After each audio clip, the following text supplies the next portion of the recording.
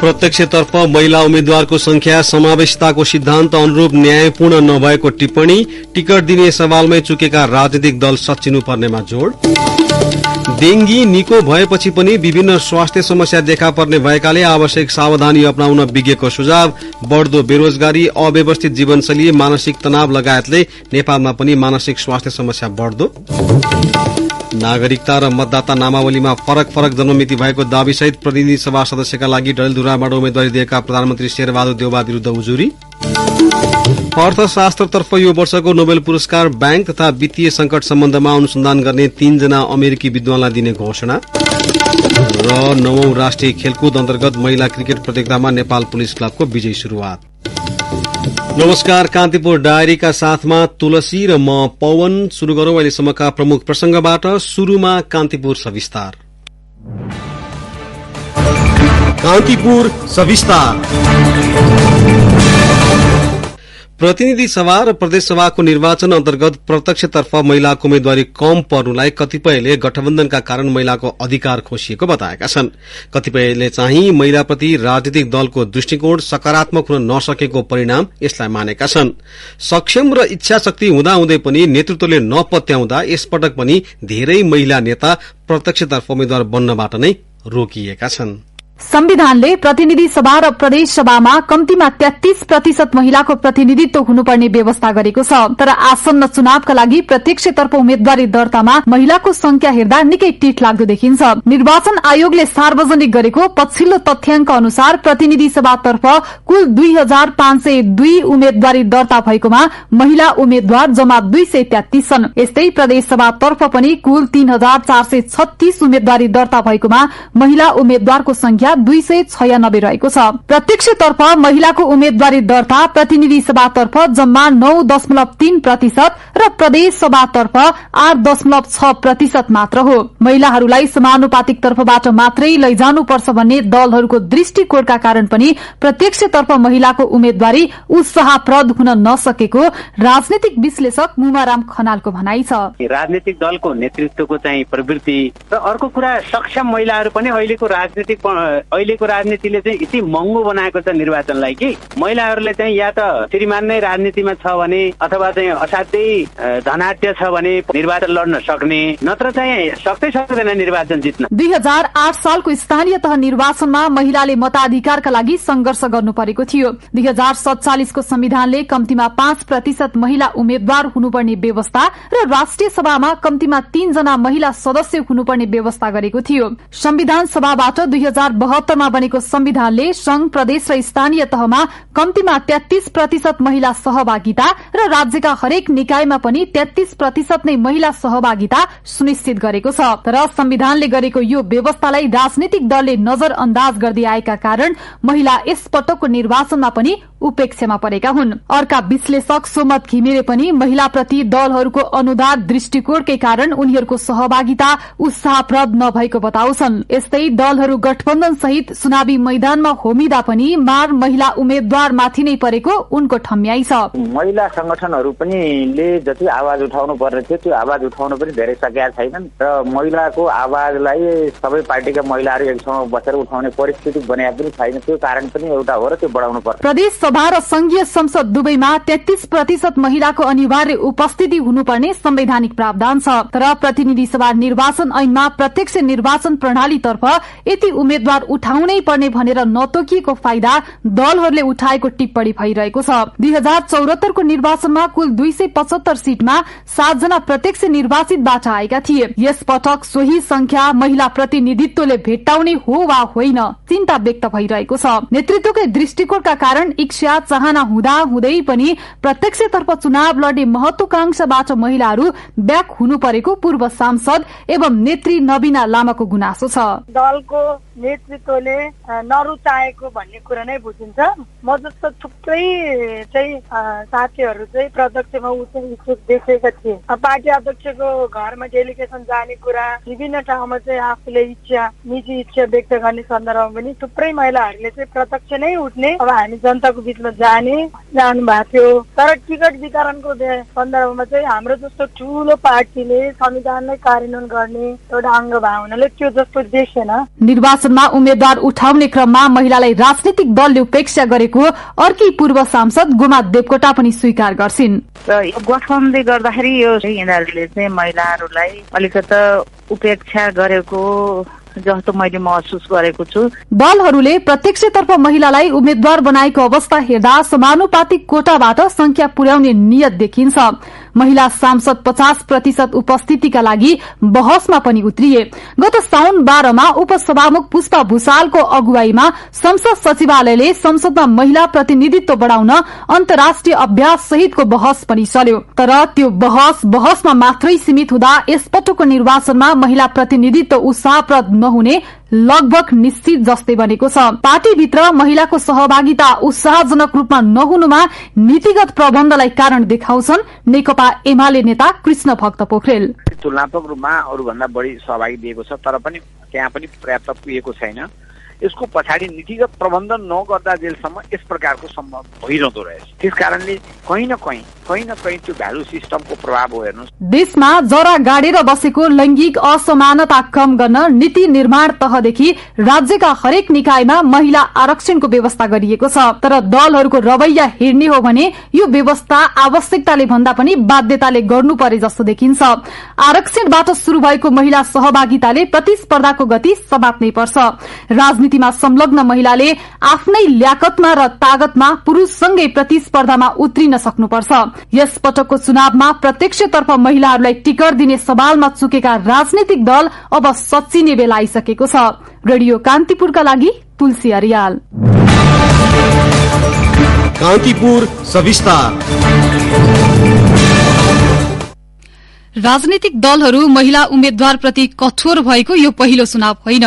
महिला सहभागिता 33% पुर्याउनै पर्ने र त्यसका लागि समानुपातिक प्रणालीको सहारा लिने छूट भएकाले पनि प्रत्यक्षतर्फ दलले महिला उम्मेद्वार कम उठाएका हुन्। अघिल्लो निर्वाचनको तुलनामा एमाले र माओवादी केन्द्रले यस पटक महिला उम्मेद्वारको संख्या बढ़ाए पनि नेपाली कांग्रेसले पनि घटाएको छ। एक सामग्री विक्रम सम्वत 2074 सालको प्रतिनिधि सभा सदस्य निर्वाचनमा पनि प्रमुख दलहरूले महिलालाई उम्मेद्वार बनाउन कन्जुस्याई गरेका थिए। प्रत्यक्षतर्फ सबैभन्दा धेरै 145 सीटमा पुरूष उम्मेद्वार उठाएको नेपाली कांग्रेसले मात्रै 9 स्थानमा महिला उम्मेद्वार उठाएको थियो। नेकपा एमाले 98 पुरूष र 5 महिलालाई उम्मेद्वार बनाउँदा नेकपा माओवादी केन्द्रले 55 पुरूष र 4 महिलालाई प्रतिनिधि सभा सदस्य निर्वाचनमा उम्मेद्वार बनाएको थियो। भन्दा बढ़ी महिला उम्मेद्वार उठाउनेमा राष्ट्रिय जनमुक्ति पार्टी नेपाल र राष्ट्रिय जनमोर्चा रहे। उनीहरूले समान 10 महिला उम्मेद्वार उठाए। जनमोर्चाका 1 जना महिला उम्मेद्वार निर्वाचित भए पनि जनमुक्तिका कोही पनि महिला उम्मेद्वार विजयी हुन सकेनन्। एमालेबाट अघिल्लो निर्वाचनमा 2 महिला निर्वाचित भए। माओवादीका 3 महिला उम्मेद्वार निर्वाचित हुँदा कांग्रेसका कोही पनि प्रत्यक्षतर्फको निर्वाचनमा विजयी हुन सकेनन्। अघिल्लो चुनावमा 38 महिलाले स्वतन्त्र उम्मेद्वारी दिएको निर्वाचन आयोगले प्रकाशित गरेको निर्वाचन परिणाम पुस्तकमा उल्लेख छ। दुःखको कुरो कुनै पनि स्वतन्त्र उम्मेद्वारले जित हात पार्न सकेनन्। संघीय समाजवादी फोरम नेपालले 102 पुरूषलाई टिकट दिँदा जम्मा 5 जना महिलाले मात्रै त्यो अवसर पाए। नयाँ शक्ति पार्टी नेपालले 121 पुरूष र 2 महिलालाई उम्मेद्वार बनाएको थियो। राष्ट्रिय प्रजातन्त्र पार्टीले 6 जना पुरूष उम्मेद्वार उठाउँदा कोही पनि महिलालाई टिकट दिएन। 2074 सालको निर्वाचनमा पुरूष उम्मेद्वार नउठाउने पार्टीहरू पनि थिए। निर्वाचनमा भाग लिएका 55 राजनैतिक दल मध्ये संघीय लोकतान्त्रिक राष्ट्रिय मञ्च थरूहटले दिएको एकमात्र उम्मेद्वारीमा पनि महिला नै थिए। त्यस्तै चुरे भावर लोकतान्त्रिक पार्टीले पुरूषलाई नउठाएर 3 जना महिला मात्रै चुनावमा उठाएको थियो। नेपाली ग्रिन्सले पनि 2 जना उम्मेद्वार उठाएकोमा 2 महिला थिए। प्रतिनिधि सभा सदस्यका लागि डडेलधुराबाट उम्मेद्वारी दिएका प्रधानमन्त्री शेरबहादुर देउवा विरूद्ध उजुरी परेको छ। प्रतिनिधि सभामा उम्मेद्वारी दर्ता गराएका नेपाली कांग्रेस बीपीका नेता कर्ण मल्लले निर्वाचन अधिकृतको कार्यालयमा आज देउबा विरूद्ध उजुरी दर्ता गराउनु भएको हो। नागरिकता र मतदाता नामावलीमा फरक फरक जन्ममिति देखिएको भन्दै देउबाको उम्मेद्वारी रद्द गर्न मल्लले माग गर्नु भएको छ। आयोगले मल्लको उजुरी दर्ता गर्दै यसबारे छानबिन गरेर निर्णय गर्ने बताएको छ। कांग्रेसको 14औं महाधिवेशनको क्रममा देउबा पक्ष विरूद्धमा डडेलधुरामा आन्दोलन नै गरेका मल्ललाई पार्टीले साधारण सदस्य समेत नरहने गरी कारवाही गरेको थियो। त्यसपछि नेपाली कांग्रेस बीबीतिर लागेका मल्लले देउबालाई चुनौती दिँदै प्रतिनिधि सभा सदस्यका लागि उम्मेद्वारी दिनुभएको छ। डडेलधुरामा मल्ललाई एमाले पनि समर्थन गरेको छ। कान्तिपुर डायरीमा अब ब्रेकको पालो। ब्रेकपछि अब बाँकी प्रसंग। राष्ट्रपति विद्यादेवी भण्डारीलाई कोरोना भाइरस संक्रमण पुष्टि भएको छ। उच्च ज्वरोका कारण भण्डारीलाई महाराजगंज स्थित त्रिवी शिक्षण अस्पतालमा गत शनिबार भर्ना गरिएको थियो। त्रिवी शिक्षण अस्पतालका निर्देशक डाक्टर दिनेश काफ्लेका अनुसार राष्ट्रपति भण्डारीलाई कोरोना संक्रमण पुष्टि भएको हो। राष्ट्रपतिको स्वास्थ्य अवस्था भने अहिले सामान्य रहेको काफ्लेले जानकारी दिनुभयो। यसैबीच शताब्दी पुरूष सत्यमोहन जोशीलाई ग्वारको स्थित किस्ट मेडिकल कलेज तथा शिक्षण अस्पतालको आईसीयूमा सारिएको छ। 103 वर्षीय जोशीको स्वास्थ्यमा समस्या देखिएपछि गत शनिबार अस्पतालको उपचार भइरहेकोमा पछिल्लो समय स्वास्थ्यमा थप प्रतिकूलता देखिएपछि अहिले सघन उपचार कक्षमा राखेर उपचार भइरहेको अस्पतालले जनाएको छ। अस्पतालका अनुसार भर्ना भएपछिको केही दिनसम्म स्वास्थ्यमा केही सुधार देखिए तापनि पछिल्लो 3-4 दिनदेखि खानामा अरूचि बढ्दै गएको र प्रष्ट रूपमा संवाद गर्न नसक्ने हुनुभएको छ। अस्पतालका अनुसार उहाँलाई युरिन इन्फेक्सन तथा छातीमा निमोनिया देखिएको छ। विश्व मानसिक स्वास्थ्य दिवस आज विश्वभर विभिन्न कार्यक्रम गरी मनाइँदैछ। विश्व स्वास्थ्य संगठनको आह्वानमा सन् 1992 देखि हरेक वर्ष अक्टोबर 10 तारिकका दिन 150 भन्दा बढ़ी देशहरूमा विभिन्न कार्यक्रम गरी विश्व मानसिक स्वास्थ्य दिवस मनाइन्छ। कोरोना महामारीपछि मानसिक रोगबाट पीड़ित हुनेको संख्या तीव्र रूपमा बढ़ेको विश्व स्वास्थ्य संगठन डब्ल्यूएचओले जनाएको छ। बढ़दो बेरोजगारी, अव्यवस्थित जीवनशैली, असफलता, मानसिक तनाव लगायत समस्याले नेपालमा पनि मानसिक रोगी हरेक वर्ष बढ़दै गएको जानकारहरू बताउँछन्। मनोचिकित्सक डाक्टर ऋषभ कोइराला मानसिक स्वास्थ्य समस्याका लक्षणहरू पहिचान गर्न सके समयमै उपचार गर्न सकिने बताउनुहुन्छ। पहिला खुशी लाग्ने चिजहरूले पनि अहिले खुशी नदिने अनि शारीरिक लक्षणहरू पनि हुन्छ, जस्तै जिउ गलेको हुने, निन्द्रा राम्रो नपर्ने या चाहिँ सुत्या मात्र भइरहने, खानामा रुचि कम हुने, मान्छेहरूसँग बोलचाल गर्न मन नलाग्ने, दिमाग घुम्न हुने, यी चाहिँ सामान्य खालको डिप्रेसनको कमन लक्षणहरू हुन्छ। मान्छे दुखी भएपछि अलिक चिचितापनहरू पनि देखिन सक्छ डिप्रेसनको बेलामा। कतिजनालाई त अब यो नेपालतिर त हातखुट्टा घमघमाउने यस्ता खालका लक्षणहरू पनि डिप्रेसनमा देखा पर्छ। नेपालको राष्ट्रिय स्वास्थ्य सर्वेक्षणले नेपालको कुल जनसंख्याको 4% भन्दा बढ़ीले हालको अवस्थामा मानसिक स्वास्थ्य समस्या भोगिरहेको देखाएको थियो। मानसिक समस्या खतरनाक हुने भएकाले समयमै उपचार गर्न र समस्यामा परेकालाई राम्रो व्यवहार देखाउनु पर्नेमा डाक्टर कोइरालाले जोड़ दिनुभएको छ। राम्रो जीवनशैलीमा के आउँछ भने आहार विहारहरू, नियमित खानपिन, राम्रो सही खानपिन, दुर्व्यसनीहरूका चिजहरू कटौती गर्ने, अझ मिल्छ भने बन्द नै गर्ने, अनि त्यसपछि नियमित व्यायाम अनि आफ्नो निन्द्रा पनि एकदमै जरुरी हो। जसरी एउटा अरू रोगहरूको लागि, शारीरिक रोगको लागि आहारको कुरा गर्छौँ, तागतिलो खानेकुरा भन्छ, त्यस्तै राम्रो निन्द्रा चाहिँ मनको रोगहरूको लागि एकदम जरुरी चिज हो। यो चिजहरूमा फोकस गरेर सकारात्मक सोच ल्याउने बानी, सकारात्मक सोच पनि एउटा बानी नै हो, त्यसलाई पनि एउटा डेभलप गर्न सकिन्छ। यो थेरापीहरूले पनि सिकाउनुहुन्छ त्यस्तो कुराहरू हो। यो गर्यो भने चाहिँ अनि डिप्रेसनलाई चाहिँ बदल्न सकिन्छ या चाहिँ कन्ट्रोलमा राख्न सकिन्छ। डब्ल्यूएचओका अनुसार विश्वको कुल जनसंख्याको 3.8% मानिस डिप्रेसनको शिकार हुने गरेका छन्।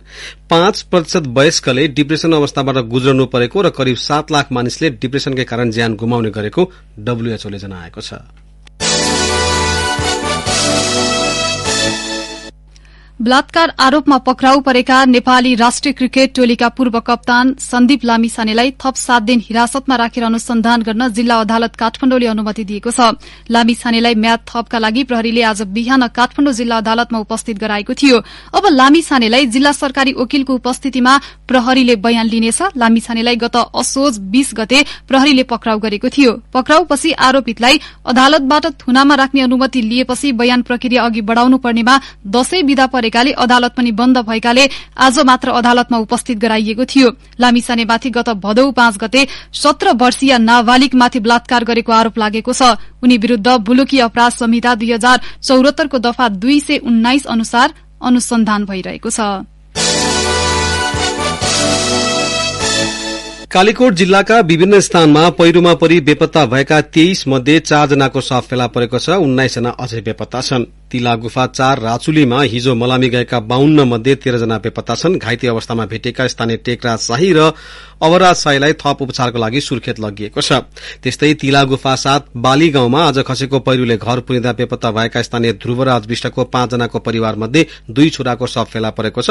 अन्य 3 बेपत्ता छन्।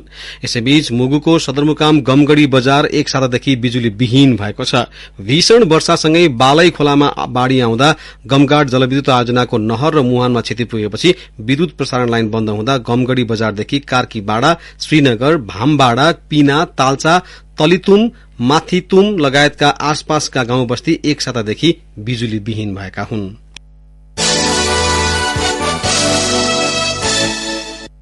डेंगी निको भएपछि पनि पोस्ट डेंगीका कारण विभिन्न स्वास्थ्य समस्या देखा पर्ने भएकोले सावधानी अपनाउन विज्ञहरूले सुझाएका छन्। जनस्वास्थ्य विज्ञ डाक्टर रविन्द्र पाण्डेले डेंगीमा प्लेटलेट्स घट्ने तथा अरूचिको कारण पोषण तत्वको अभाव हुँदा ज्वरो कम भए पनि विभिन्न स्वास्थ्य समस्या देखा पर्ने भएकाले स्वास्थ्य सावधानी र खानपिनमा विशेष ध्यान दिनुपर्ने बताउनुभयो। डेंगी निको भइसकेपछि पनि शरीर चिलाउने, भोक नलाग्ने, निद्रा नलाग्ने वा कम लाग्ने, रिस उठ्ने, झर्को लाग्ने, मन उदास हुने, आत्मबल कम हुने, हात खुट्टा तथा ढाड दुख्ने, बाउडिने, हात जोड्नी दुख्ने, कपाल झर्ने, तौल घट्ने लगायत धेरै स्वास्थ्य समस्या देखिन सक्ने भएकोले सावधानी र समस्या अनुसारको उपचार गर्नुपर्ने उहाँले बताउनुभयो। ती स्वास्थ्य समस्याबाट बस्नको लागि पसिलो खाना तथा झोलिलो पदार्थ खाइरहने, जीवनजल पानी पिउने, भिटामिनहरू, एन्टीअक्सिडेन्ट र रगत बढ़ाउने खाना तथा सप्लिमेन्ट सेवन गर्ने, हल्का व्यायाम गर्ने, योग गर्ने, आत्मबल बलियो बनाउने र समय समयमा चिकित्सकसँग आफ्नो स्वास्थ्य अवस्था जानकारी गराएर आवश्यक परीक्षण गर्नुपर्ने उहाँले बताउनुभयो। ज्वरो तथा दुखाइको लागि पेन किलर नखान पनि उहाँले सुझाउनु भएको छ। यी औषधिले अल्सर गराउने तथा रक्तस्राव गराएर खतरा हुन सक्ने भएकोले ज्वरो र दुखाइको लागि पारासिटामोल मात्र सेवन गर्नुपर्ने उहाँले बताउनुभयो। कान्तिपुर डायरीमा अब पाल्पा डायरीको पालो। पाल्पा डायरीबाट माधव बर्यालको नमस्कार। मंसिर 4 गते हुने प्रतिनिधि सभा र प्रदेश सभा निर्वाचनलाई निष्पक्ष, विश्वसनीय र भयरहित बनाउन पाल्पाका 8 राजनैतिक दलहरूले प्रतिबद्धता जनाएका छन्। पाल्पा विकास केन्द्रले राखेको कार्यक्रममा एमाले, कांग्रेस, माओवादी केन्द्र, एकीकृत समाजवादी, राष्ट्रिय जनमोर्चा, रापरपा, स्वतन्त्र पार्टी, जसपा लगायतका दलले प्रतिबद्धता पत्रमा हस्ताक्षर गरेका हुन्। उनीहरूले मतदाताले रोजेको राजनीतिक दल र उम्मेद्वारलाई मतदान गर्ने हकको संरक्षण र सुनिश्चितता आफूहरू संवेदनशील रहेको प्रतिबद्धता जनाएका छन्। पहाड़ी जिल्ला पाल्पामा तरबार ठोक्याउँदै, चराई खेल्दै र नाच्दै यस वर्षको दशैंलाई विदा गरिएको छ। कोतघर र देवीका मन्दिरमा सप्तमीदेखि नै तरबार ठोक्याउँदै नाच्ने र रमाउने गरिन्छ। पश्चिम भेगमा कोजाग्रत पूर्णिमाको दिनमा सराई खेलिन्छ। पूर्व भेगमा भने कालरातीदेखि नै तरबार ठोक्याएर नाच्ने चलन छ। देवीका मन्दिरमा रहेका पुराना खुडा तरबार ठोक्याउने चलन रहेको तानसेन 11 बन्दी पोखराका वडा अध्यक्ष यादव सिंह कार्कीले जानकारी दिनुभयो। दुर्घटना न्यूनीकरणका लागि जिल्ला ट्राफिक प्रहरी कार्यालय पाल्पाले सार्वजनिक सवारी साधनका लागि टाइम कार्ड लागू गरेको छ। सिद्धार्थ राजमार्ग, तानसेन गुल्मी लगायत पाल्पाका सबै सड़कमा सञ्चालित सार्वजनिक सवारी साधनको गति सीमित गरी दुर्घटना न्यूनीकरण गर्न ट्राफिक प्रहरी र यातायात व्यवसायको संयुक्त पहलमा टाइम कार्ड लागू गरेको ट्राफिक प्रहरी कार्यालयका प्रमुख दामोदर मल्लले जानकारी दिनुभयो। अत्याधिक गतिका कारण दुर्घटना बढेका कारण गति नियन्त्रण गरी दुर्घटना न्यूनीकरण गर्न टाइम कार्ड लागू गरिएको हो। तानसेन नगरपालिका 6 कुनसरेमा सुविधा सम्पन्न खेलकुद मैदान निर्माण शुरू भएको छ। युवा तथा खेलकुद मन्त्रालयको एक स्थानीय तह एक खेलकुद पूर्वाधार कार्यक्रम अन्तर्गत यहाँ खेलकुद मैदान निर्माण शुरू भएको तानसेन नगर प्रमुख सन्तोषलाल श्रेष्ठले जानकारी दिनुभयो। युवा तथा खेलकुद मन्त्रालयमा पेश गरेको प्रस्तावना अनुसार मन्त्रालयबाट बजेट व्यवस्थापन भएको छ। तानसेन नगरपालिकाको 60% र युवा तथा खेलकुद मन्त्रालयको 40% लगानीमा खेल मैदान निर्माण गर्ने योजना अघि बढेको तानसेन नगरपालिकाका इन्जिनियर रामप्रसाद श्रेष्ठले बताउनुभयो। पाल्पा डायरी आजलाई यति नै। माधव बर्याल बिदा माग्छु, नमस्कार। माधव बर्यालको पाल्पा डायरी पछि कान्तिपुर डायरीमा पुनः ब्रेकको पालो। ब्रेकपछि अब आर्थिक प्रसंग। चालू आर्थिक वर्षको साउन र भदौमा 40.35% मोबाइल फोन आयात घटेको छ। गत आर्थिक वर्षको साउन र भदौ महिनाको तुलना गर्दा मोबाइल आयात घटेको भन्सार विभागको तथ्याङ्क छ। विभागका अनुसार चालू आर्थिक वर्षको पहिलो 2 महिनामा 6 अर्ब 64 करोड़ 95 लाख 33 हजार रूपैयाँको 8,79,680 वटा मोबाइल फोन बिक्रिएको हो। गत आर्थिक वर्षको साउन भदौमा 10 अर्ब 36 करोड़ 35 लाख 76 हजार रूपैयाँको 14,98,765 वटा मोबाइल सेट आयात भएको थियो। सरकारले वैशाख 13 गते राजपत्रमा सूचना प्रकाशित गर्दै $600 भन्दा महँगो मोबाइल फोन आयात गर्न प्रतिबन्ध लगाएको थियो। त्यस्तै असार 31 गते प्रकाशित राजपत्र अनुसार भने हाल $300 भन्दा बढ़ी मूल्यका मोबाइल आयातमा रोक लगाइएको छ। मोबाइल फोन आयातमा कडाई गरेको सरकारले साउन 1 गते भन्दा अघि खुलेका प्रतीत पत्रका हकमा भने आयात गर्न दिने व्यवस्था गरेको छ। अब शेयर दशैंपछिको पहिलो दिन हिजो दोहोरो अंकले बढ़ेको शेयर बजार आज भने दोहोरो अंककै गिरावट आएको छ। शेयर बजार परिसूचक नेप्से आज 27.16 अंकले घटेर 1,871 अंकमा पुगेको हो। कारोबार रकम भने हिजोको तुलनामा बढ़ेको छ। 233 कम्पनीको 31,55,695 किता शेयर किनबेच हुँदा 97 करोड़ 17 लाख 67 हजारको कारोबार भएको नेपाल स्टक एक्सचेन्जले जनाएको छ। यसअघि हिजो 83 करोड़को कारोबार भएको थियो। अब अन्तर्राष्ट्रिय प्रसंग।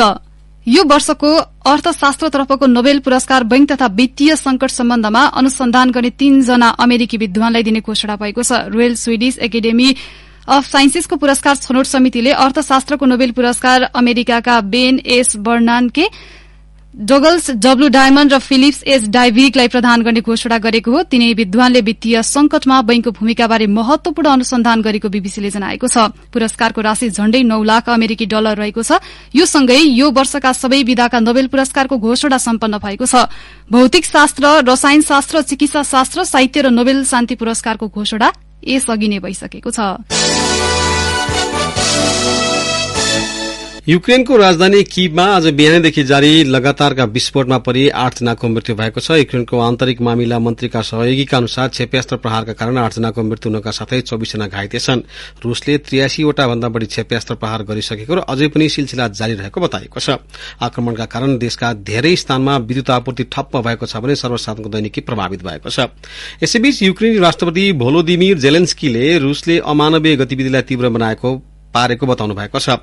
टेलिग्राममा लेखेको एउटा पोस्टमा उहाँले कीव, जापोरिजिया र डिनिप्रोमा भएका विस्फोटबारे जानकारी गराउँदै रूसले युक्रेनको अस्तित्व नै मेटाउन खोजेको आरोप लगाउनु भएको हो। अब खेल प्रसंग। 9औं राष्ट्रिय खेलकुद अन्तर्गत महिला क्रिकेट प्रतियोगितामा नेपाल पुलिस क्लबले विजयी शुरूआत गरेको छ। कर्णाली प्रदेशलाई 63 रनले हराउँदै पुलिसले सुखद शुरूआत गरेको हो। 111 रनको लक्ष्य पछ्याएको कर्णाली 10.2 ओभरमा 7 विकेट गुमाउँदै मात्र 17 रनमा समेटियो। कर्णालीका दीक्षा पुरीले 7 रन जोड्न बाहेक अन्यले दोहोरो स्कोर जोड्न सकेनन्। यसअघि पोखरा क्रिकेट मैदानमा टस जितेर ब्याटिङ गरेको पुलिसले निर्धारित 16 ओभरमा 6 विकेटको क्षतिमा 110 रन बनाएको थियो। पुलिसका लागि सम्झना खड्काले सर्वाधिक 25 रन जोडिन्। कर्णालीका अन्जु गुरूङले 3 तथा बीना थापा र एन्जिला छेत्रीले 1-1 विकेट हात पारिन्। यस्तै प्रदेश 1 र लुम्बिनी प्रदेश बीचको खेल वर्षाका कारण रद्द भएको छ। खेल रद्द भएपछि दुवै टोलीले 1-1 अंक बाँडेका छन्। महिला क्रिकेटमा सहभागी 9 टोलीलाई 2 समूहमा विभाजन गरिएको छ। समूहको शीर्ष 2 टोलीले सेमी फाइनलमा स्थान बनाउनेछन्। समूह ए मा एपीएफ क्लब, मध्य प्रदेश, गण्डकी प्रदेश, सुदूरपश्चिम प्रदेश र बागमती प्रदेश रहेको छ। समूह बीमा नेपाल पुलिस क्लब, कर्णाली प्रदेश, प्रदेश 1 र लुम्बिनी प्रदेश रहेको छ। 9औं राष्ट्रिय खेलकुद प्रतियोगिता अन्तर्गत फेन्सिङको पहिलो स्वर्ण बागमती प्रदेशकी शिक्षा नापितले जितेकी छन्। उनले व्यक्तिगत सेवरतर्फको इभेन्टमा सशस्त्र प्रहरी बलकी उर्मिला लामालाई पराजित गर्दै स्वर्ण जितेकी हुन्। यो सँगै उनी पोखरामा स्वर्ण पदक जित्ने पहिलो खेलाड़ी समेत बनेकी छन्। नेपाल आर्मीका रविना थापा र आर्मीकै मनिषाले तेस्रो स्थानमा रहँदै काँस्य पदक प्राप्त गरे। प्रतियोगितामा ईपी, फोयल र सेवर इभेन्टमा व्यक्तिगत र टीम इभेन्टमा प्रतिस्पर्धा हुनेछ। प्रतियोगितामा 2 विभागीय सहित 6 टीमले सहभागिता जनाएका छन्। बंगलादेशको ढाकामा आयोजना हुने अन्डर 15 महिला साफ च्याम्पियनशीपमा नेपालले पहिलो खेल भूटान विरूद्ध खेल्दैछ। साउथ एसियन फुटबल फेडरेशन साफले सार्वजनिक गरेको खेल तालिका अनुसार नेपालले आगामी कार्तिक 17मा भूटानसँग खेल्नेछ। आगामी कार्तिक 15 देखि 25 गतेसम्म हुने प्रतियोगितामा नेपालसहित आयोजक बंगलादेश र भूटानले प्रतिस्पर्धा गर्नेछन्। नेपालले दोस्रो खेल बंगलादेशसँग कार्तिक 19 मा खेल्दा भूटानसँग फेरि कार्तिक 23 मा खेल्नेछ। यस्तै नेपालले अन्तिम खेल कार्तिक 25 मा पुनः बंगलादेशसँग खेल्ने तालिका छ। डबल राउण्ड रोबिन लीगका आधारमा हुने प्रतियोगिताका शीर्ष टोलीले उपाधि जित्नेछ। प्रतियोगिताका लागि राष्ट्रिय टोली हाल बन्द प्रशिक्षणमा छन्। अवश्य साथैहरूलाई कान्तिपुर डायरी समाप्त हुन्छ। राति 8 बजे सेक्युरिटी एन्ड क्राइम डायरीका साथ आउने नै छौं। तबसम्मका लागि तुलसी र पवनलाई आज्ञा दिनुहोस्। नमस्कार।